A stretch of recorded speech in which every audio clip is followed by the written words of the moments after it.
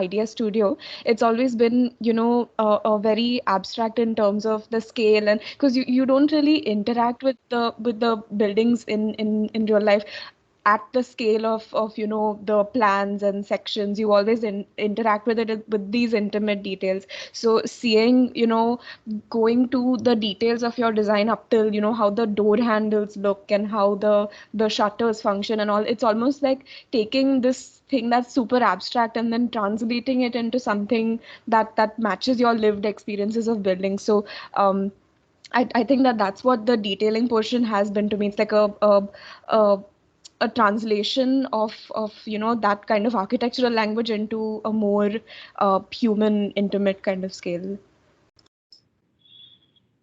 Right.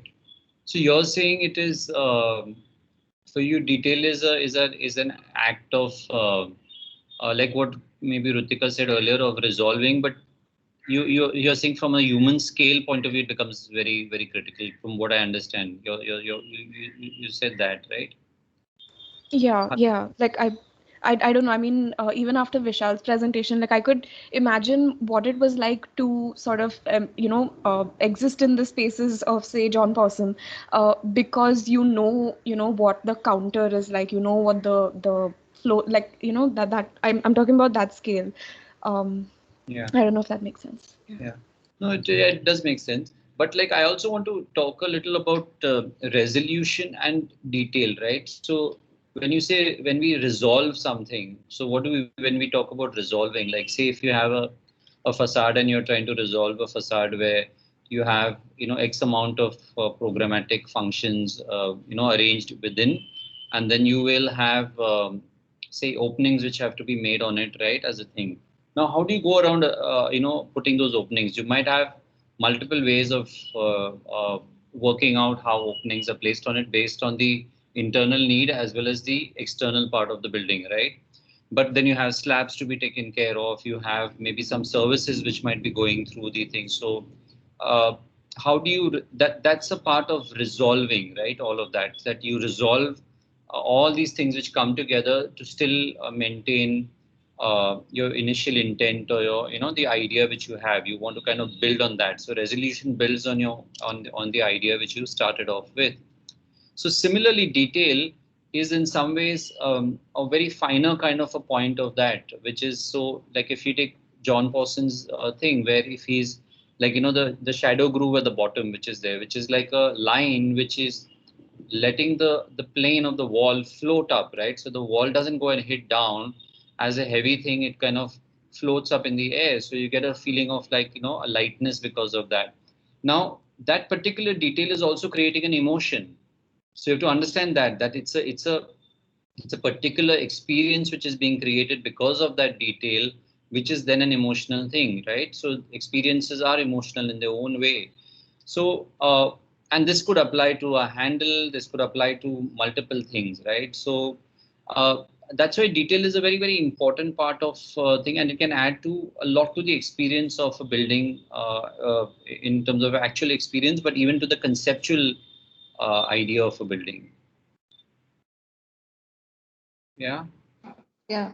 Yeah, I think even an identity to a building. Like for instance, we have these detailings, like you were talking Preeti about the vernacular architecture. So every architecture in every region has their own kind of detailing. So that detail, when we see a particular detail somewhere, like for instance, a very, very naive example is like many of the homes where interior is done, we have this fancy for these Rajasthani blocks or these handles which are there.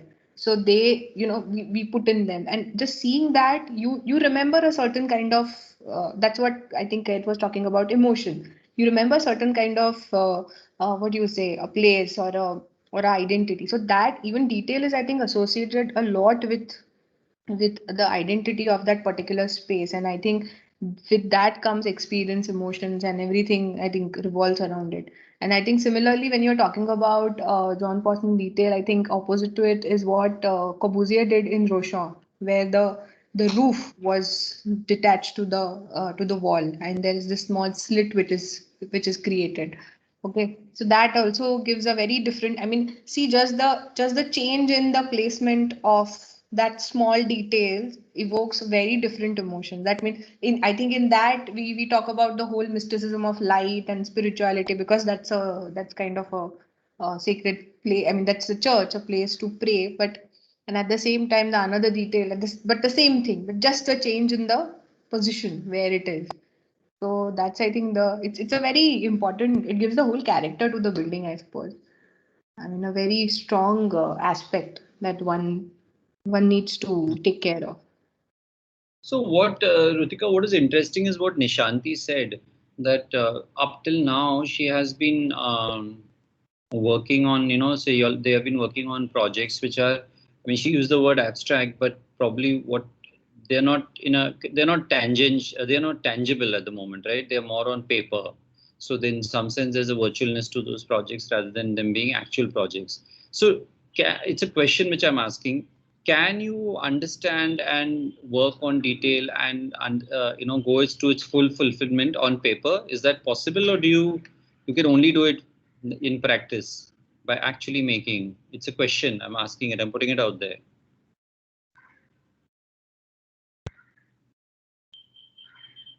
What do you all think? Um, Hi.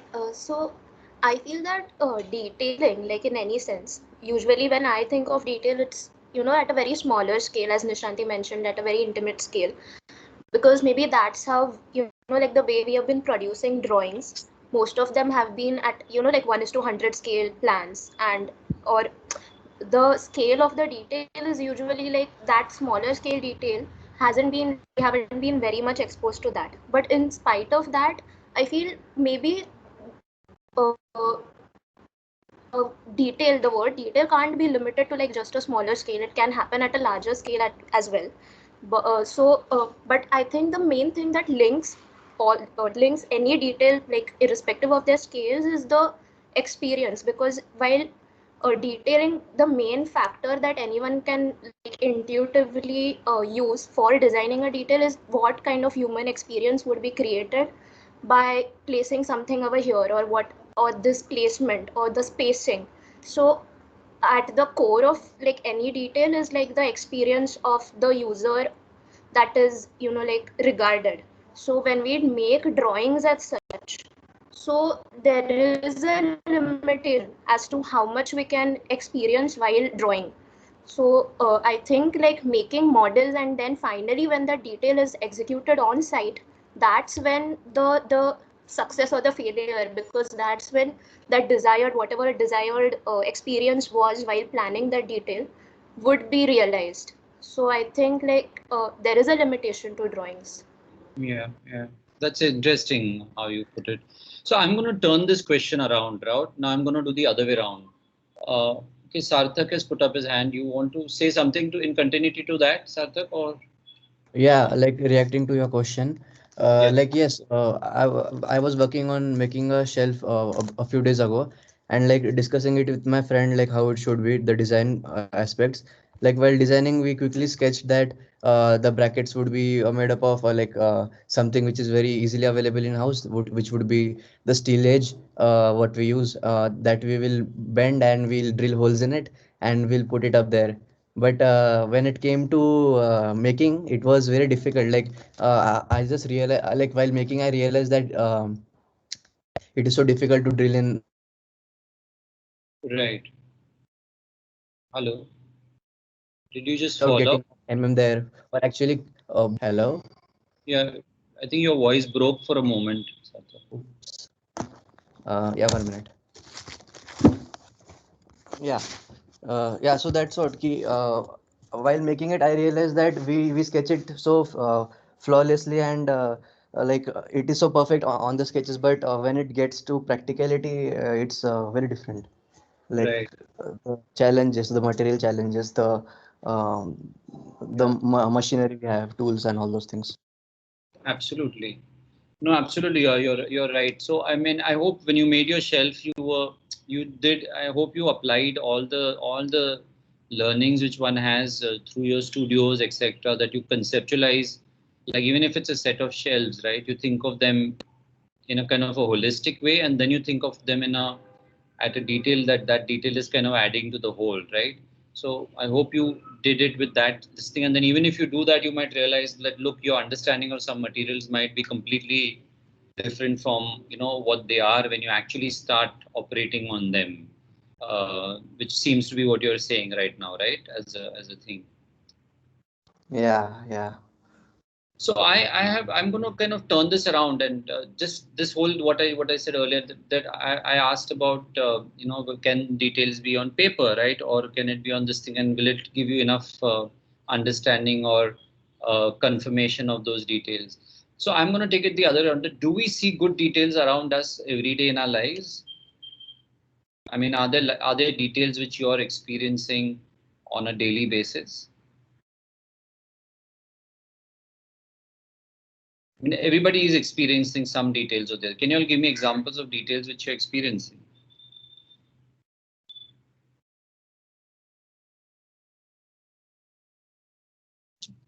They may not be architectural details. I don't mean it like that. I mean anything.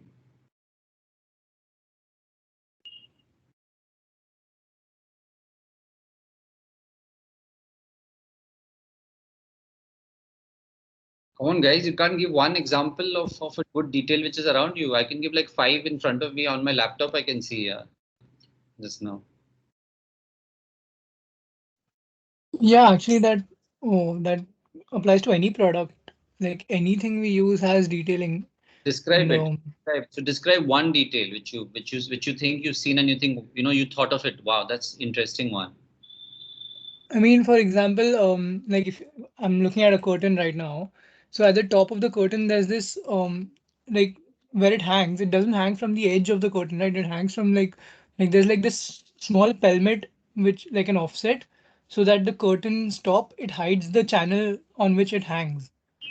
So I Right. mean, even that's an interesting detail. No, I you're just right. noticed. Yeah, absolutely, you're right. So, I mean, it's a very small thing. So actually, you would find that here we'll be discussing details in a very fancy way, and then you will go on to working drawings, and then you'll be at thesis where you will be, right? You'll have to make wall sections and so on and so forth for your, package to be submitted. But actually, your local parda wala, the way he does that top, what you're talking about, he already has a detail because it's a system which is there. So he's following it. He knows it. He's not able to articulate it, right? Similarly, if you look at your own shirt and there is a something called a gauge in it, if you notice, do you notice a gauge? There's a slit, right? And the cloth is not. You don't just cut the cloth for the button, right? You cut the cloth and then you stitch the edge so that it doesn't open up, right? Otherwise, it will tear in 2 days. So that's a particular detail which is kind of reinforcing the functional thing. And then you'll find that fashion designers might work on that particular detail and exaggerate it, or work on doing something with it, and then it becomes an aesthetic expression, right? Detail is there everywhere, all around you. You will find them, and you'll be able to see which is a good detail, and there'll be bad details both. So you'll largely see, a lot of good detailing happening in the at the industrial level, as what you started off with, Mohit, when you said that there are products around, right, which you'll find reasonably good detail in. Uh, but you won't find so much of it at the building levels, because at a building level it becomes more difficult to execute things, whereas a product is more industrially made and it's more repetitive in some sense. So yeah, but like I want to just get a few more people to talk about a detail which they think is interesting. Somebody else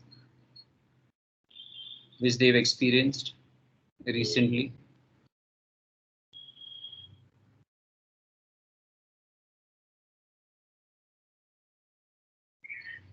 So is Ishan still around or no? Ishan, Yash, who I noted names earlier, or Snigdha, you're there, no? You can speak. Hello. Yeah. I feel like Yeah, even so the cloth. Sorry. no problem.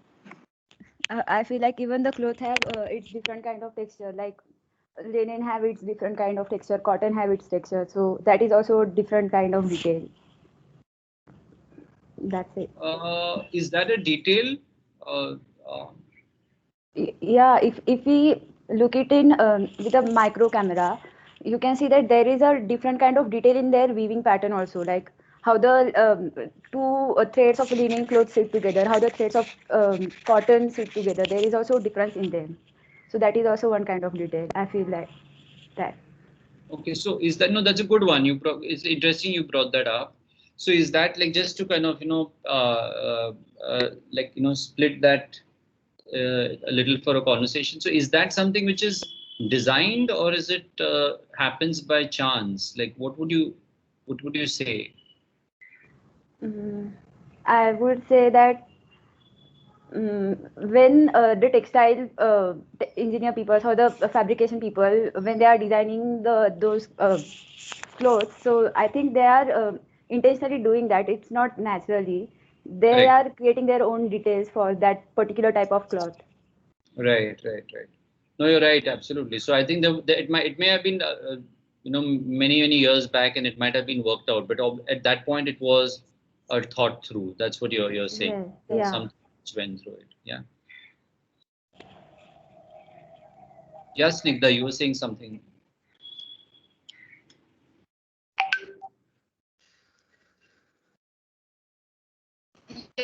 Yeah, I have an IKEA chair over here, and it literally switches and put everything now in the part where you sit. The other part came, and then you have to assemble it over here. So. I think your voice broke, Snigdha. We couldn't understand. You can put off the camera if you want, if it's really bad. Can you hear me? Yeah, we can. Is it clear? Yeah. Hello. Yes, it So is. I was saying I have an IKEA chair over here, and it came in a very thin box, and you have to assemble it, and so that's a pretty interesting detail. But can you describe that particular detail in the IKEA thing? So it's a rolling chair. So the three, like the end parts, the rolling bit came separately. You have to like push it in, and then the five things that come out from the middle thing that came separately. You have to attach it to the center. So then when you lay it, everything becomes flat, and then it becomes easier for packaging and like even from taking it from the shop itself. So you're saying the packaging has been designed or detailed in some ways to work out that how it unfolds and then it folds back. You can disassemble it and then assemble it And back. yes, Is that what you're talking about? yes. But can you describe any one particular detail of that product which you got and why it is a special detail? Hmm. Uh,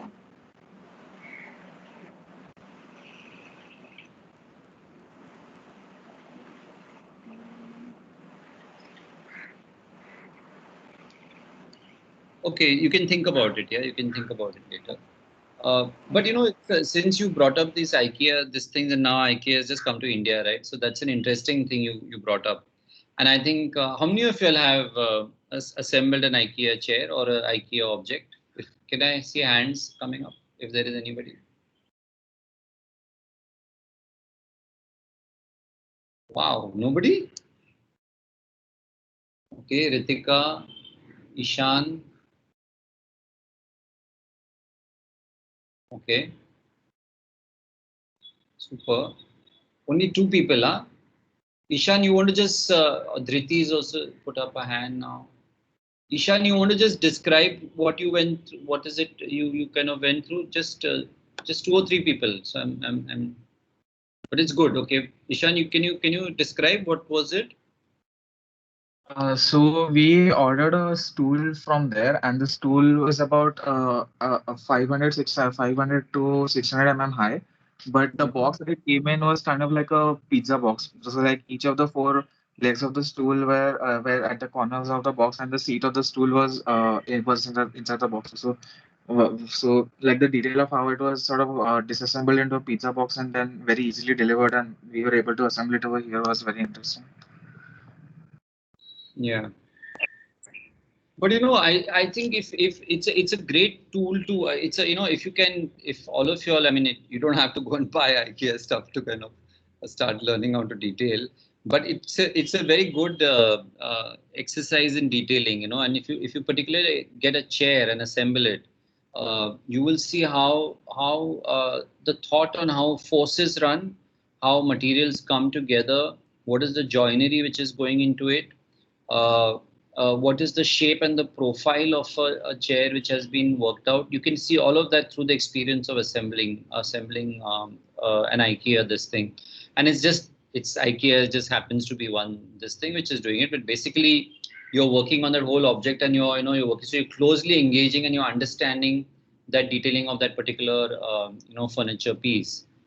Now this applies, it's all about engineering, right? In some way. So your engineer, it's everything is engineered, and this applies to buildings at the level of services, how ducts would be done, how pipelines are running, how they are supported, and all of that. So I think this conversation and this curiosity for detail and that that interest in it is very important, because otherwise you cannot work, do a building which works well. I mean, imagine, right? If you don't have the ability to do that, how can you make a building which will work well? Because detail goes into everything. So it's a pretty, actually, it's a very logical thing. In some ways, it's not very complex. But the fact is that it's a matter of knowing it, working it out, having the knowledge, using knowledge which is coming from the past and building on that further.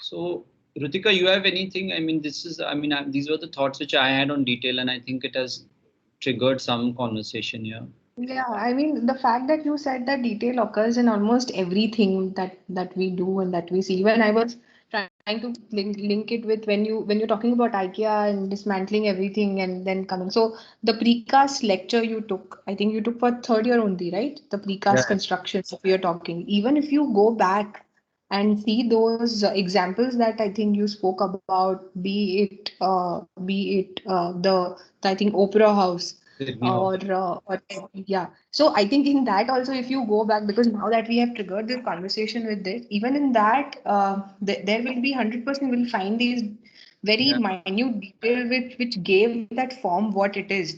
So absolutely. the fact that we always keep talking that the building is not made of only one aspect, but these are different aspects that we are talking about, and each aspect kind of flows into another.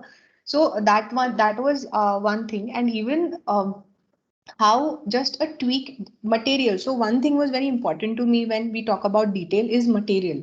Okay, so material brings a lot of expression to the detail that we kind of craft. But then, which I was thinking, if we talk about food, like we say detailing about food, and just an analogy, I was thinking about modak and momos. Okay, Right. so the materials are same, but the Yeah, way they are crafted, okay, almost the materials are same, but the way they are crafted is very different. The detail changes, and as soon as the detail changes, the identity kind of absolutely. changes. So I was just thinking that how much material plays a role in crafting the detail, or what kind of weightage does the material has to achieve a particular kind of detail. How do we kind of I mean select, or like how do we go about it, that if I want a particular kind of detail, do I select a material based on it, or do I select a material and then go for the detail? How does one should go for it? That was I was thinking. Very important, I think, questions and thoughts which are there. Yeah, yeah. So I just, what comes to my mind is like a question to everybody again, that how important is detail now? See, we're talking about detail, right? And we're talking about modaks and momos on one side, and we're talking about, like, we're talking about handles, and we're talking about laptop details, and so on and so forth. And then I don't know if some of you all might be thinking, because that why are we talking about all of this? We are sitting in a world. What is architecture to do with this? Like, how does it matter? We need to look at, so many people are living in these slums and they don't have a proper life, and we need to think about all of that also. So what do you all think? I'm just curious to understand that you're sitting at 3/5 of your architectural study career, right? Am I right? Because you're reaching the end of your third year, and you'll be going into the 4th year now. So how competent do you see yourself? How important is detail, or it's not very important? It's okay to kind of think of architecture on paper and still, it's fine or whatever. I don't know. I mean, any thoughts on this? It would be interesting to know. Because, even if one of you talks or two of you, everybody else is listening. So, I'm assuming another 20 are at least benefiting, out of this conversation. Yeah, can you hear me? Yes, we can hear you. So I think like detailing is the difference between just having a project on paper and actually executing it. Like, detailing allows you to rationalize or visualize your project, like to execute it in a way. Like I can think about designing something, but unless I sit with like the details of it, unless I design it and write each and every dimension down, each and every component down, like I won't be able to actually visualize the whatever it is that I'm designing or whatever it is that I'm making, right? That was Yeah. one thing that was to answer your question right now. And I also had another thing in my mind that thinking about materials, like what Rutika was talking about, when I feel like when a different material or a unique material is used for a purpose that no one intended it for, like for example, bamboo being used for curtains or like bamboo being used for pouches. So, that sort of detailing intrigues people. That sort of makes, things interesting. So these Right. two things that I had on my mind. You're right. Yeah. Mohit, talking about the first point when you said that detailing allows you to rationalize things, I take it. I would like to comment on that. Maybe I take it. I understand it in a way that detailing, I think, allows you to upgrade your skill or a method of doing something. Like for instance, if you take an example, a very generic example, if you're packing a gift for that matter, or you're making an origami or whatever, just you're wrapping a gift, wrapping a box, okay, and in that the way you put your sellotape or the way you kind of stick it, that also kind of changes a lot of things in a way how that whole gift is going to look. Okay, so I think detail also pushes you in a way to upgrade the way you make things.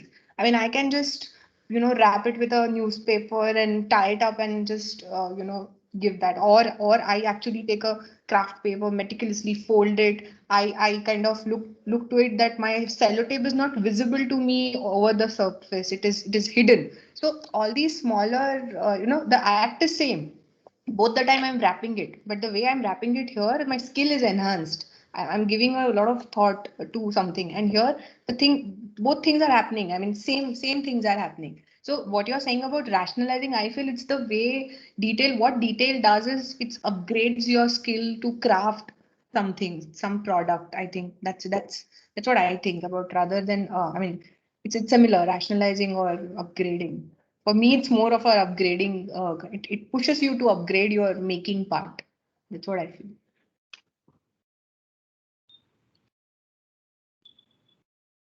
Right. Yeah, I agree.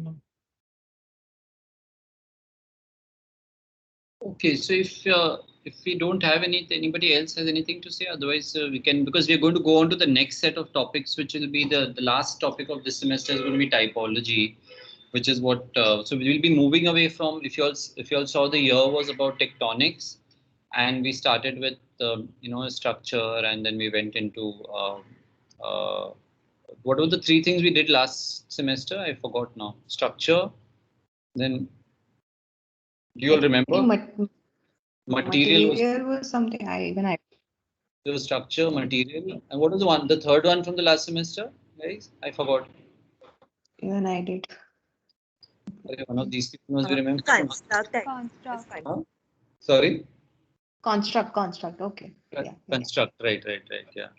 And then this semester we started with technology, right? So we kind of looked at that, and then we did these talks on detail and this conversation on detail.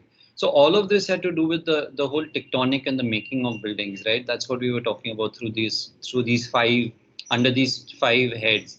Now these five heads are not necessarily all encompassing, or they are the definitive, and it doesn't have to be like that. But these were the five areas through which we talked about the making of a building. And I would urge you all to go back, and those of you really interested in architecture to spend a little with this to understand this, because it can go a long way. You're sitting at this really very interesting cusp now of at the end of the third year, which is a very critical year. You end that third year, and then when you go into the fourth year, it'll be on urbanity, and you'll be thrown with those issues which can completely throw you off gear, right? And you'll forget about the building and the making. It'll be out for a while, and then you'll come back to your final year where you will be dealing with issues, and you have to kind of think of programs yourself. You'll be working very hard to think of that your own project. So in that again, you forget about all of this. So this is a good juncture to think about and spend some time for yourself, and to engage with architecture and what interests you, for each one of you, because everybody is different also, right?